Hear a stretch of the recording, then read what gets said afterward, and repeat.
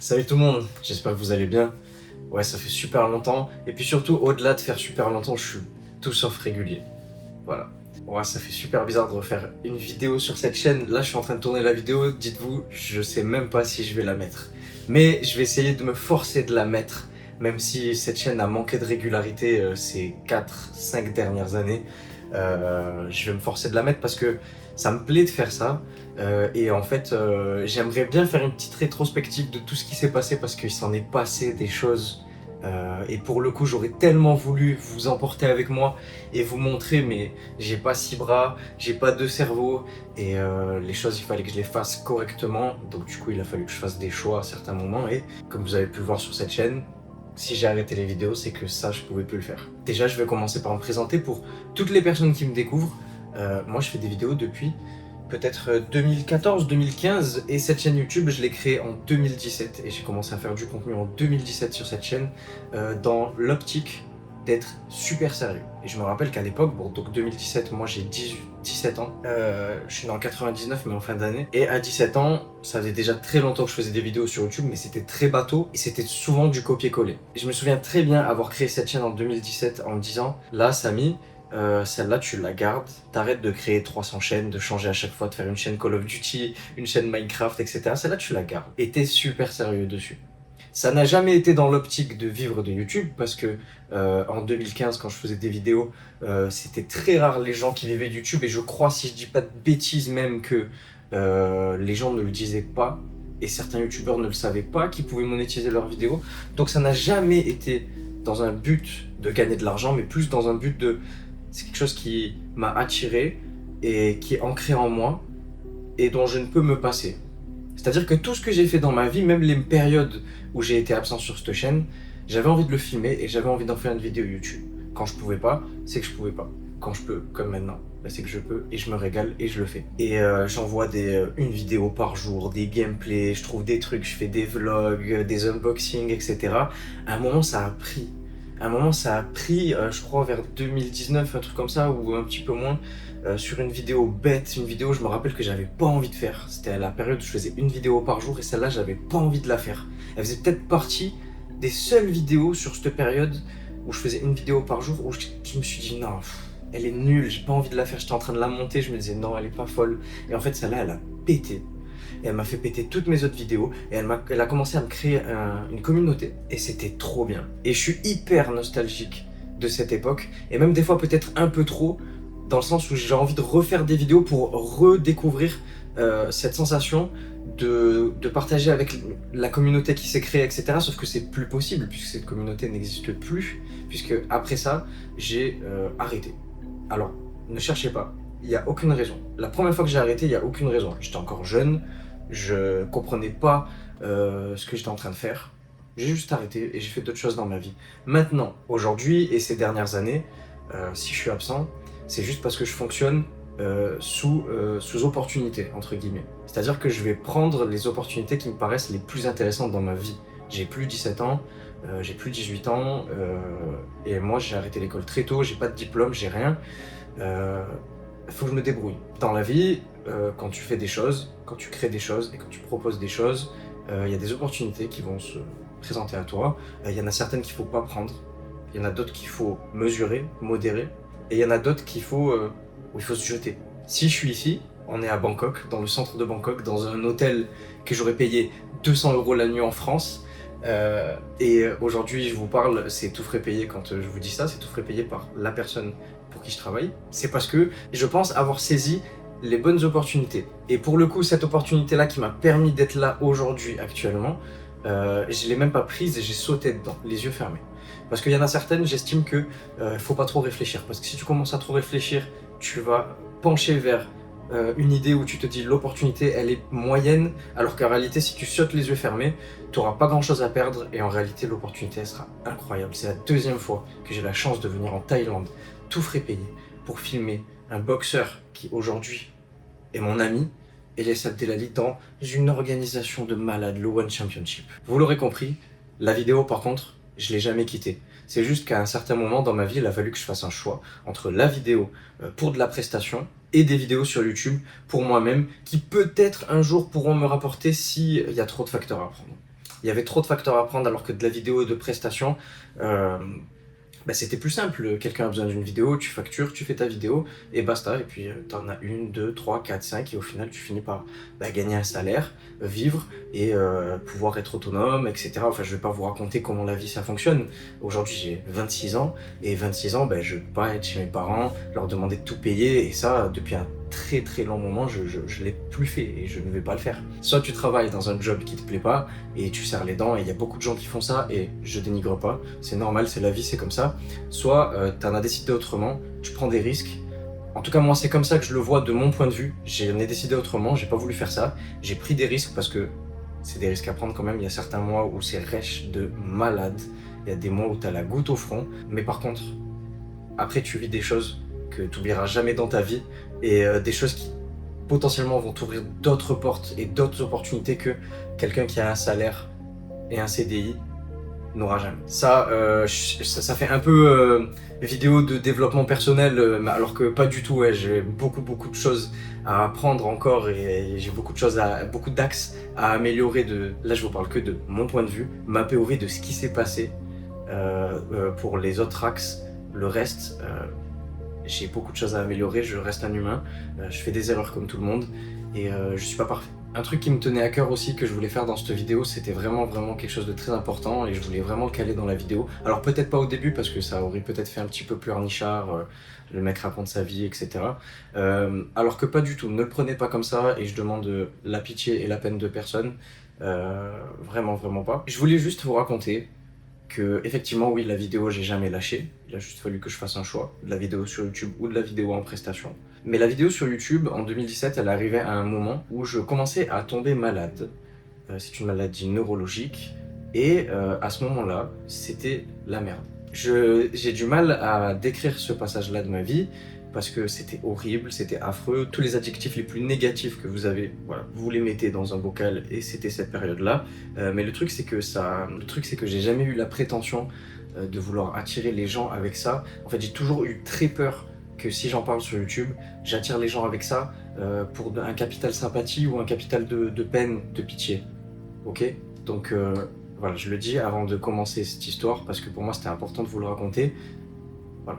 C'est pour attirer aucun capital de peine, aucun capital de sympathie, c'est juste du storytelling et je vous conte une histoire. Donc en 2017, je commence à tomber malade, mais à ce moment-là, je ne le sais pas, je sais rien du tout et mes parents n'ont jamais eu affaire, puisque je suis l'aîné de la famille et parce que c'était comme ça avant, n'ont jamais eu affaire à quelqu'un qui tombe malade psychologiquement. Voilà. Pour eux, quelqu'un qui tombe malade, c'est le corps, c'est physique.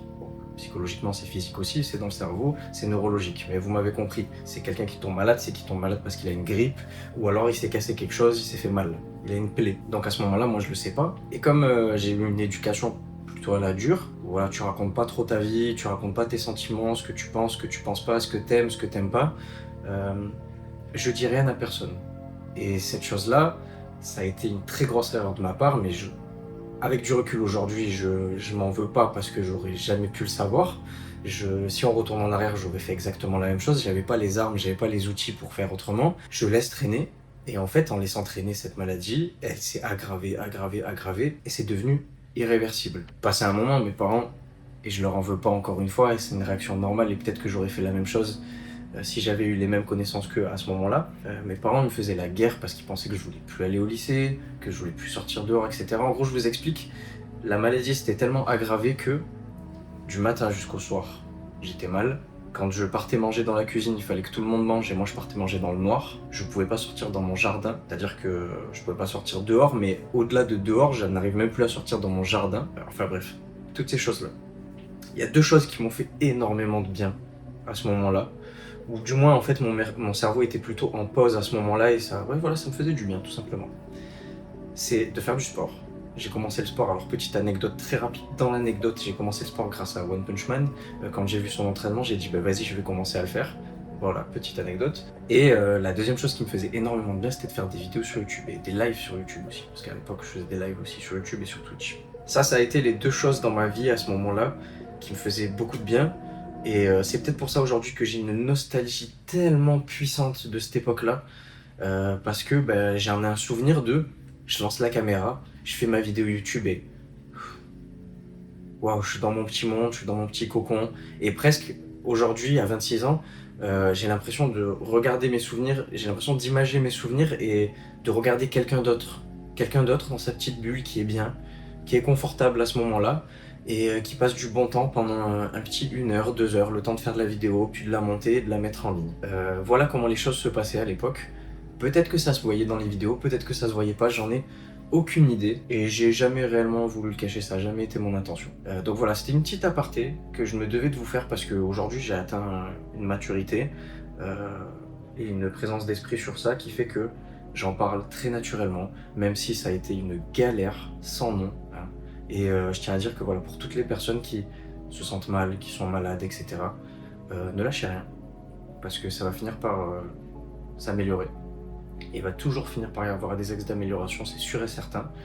Vous, de votre côté, je suis désolé de vous le dire, mais c'est la vérité, il va falloir faire des efforts incommensurables. Aujourd'hui, alors je ne serai jamais guéri, mais j'ai appris à vivre avec, et des fois il y a des périodes où je me dis, mais putain, on dirait que je recommence de zéro, c'est grave.